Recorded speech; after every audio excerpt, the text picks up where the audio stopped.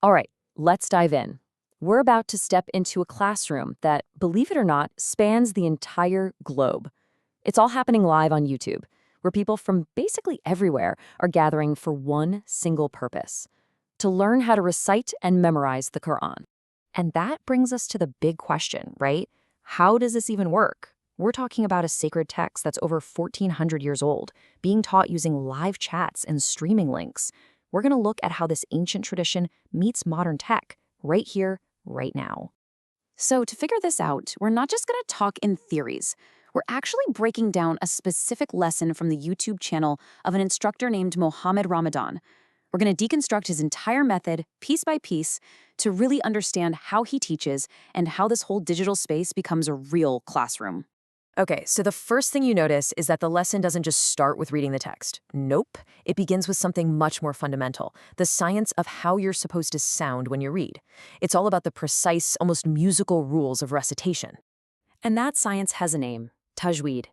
Now, this isn't just about pronouncing the words correctly. It's way deeper than that. Think of it as perfecting the phonetics, the rhythm, the entire flow, so that the recitation sounds as close as humanly possible to how it was taught and passed down for centuries.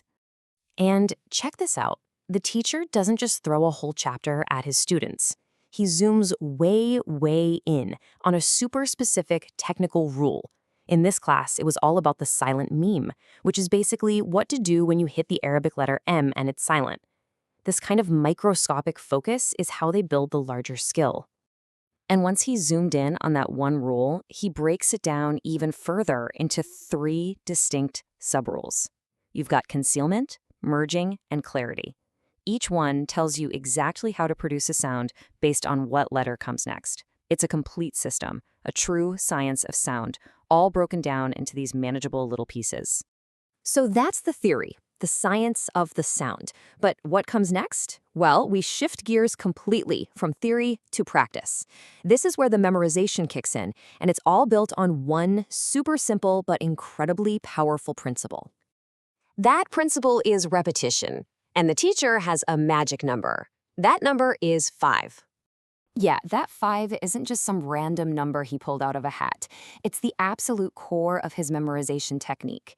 The idea is you take a small piece of a verse and you recite it out loud, with the right tajweed, exactly 5 times. It's a very disciplined approach designed to really burn that sound and meaning into your memory.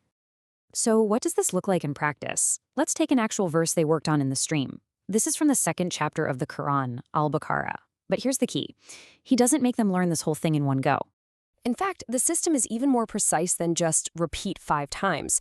It's a whole process. You recite the first phrase 5 times, then you recite the next phrase 5 times. Then you link those two together and recite the combination 3 times. And only then do you say the full verse all together 3 times. It's like you're building with Lego bricks of sound. Okay, so at this point you might be thinking, I could just get an app for that, right? Repetition, rules, seems simple enough. But this next part shows exactly why the live human element is, well, everything in this tradition.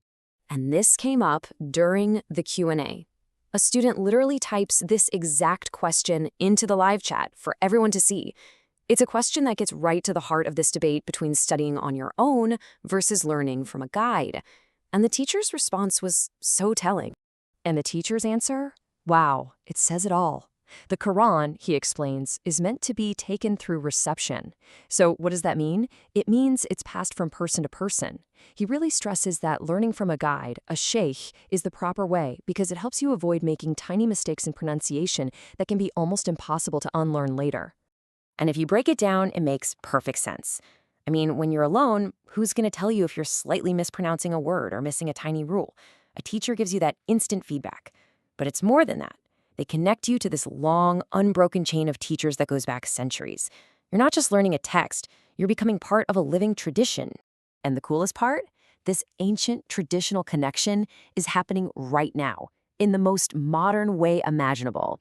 You see people popping into the chat, saying hello from all over the world, students from Algeria, from different parts of Egypt, all gathered in the same digital room at the same exact time. It's pretty amazing. All right.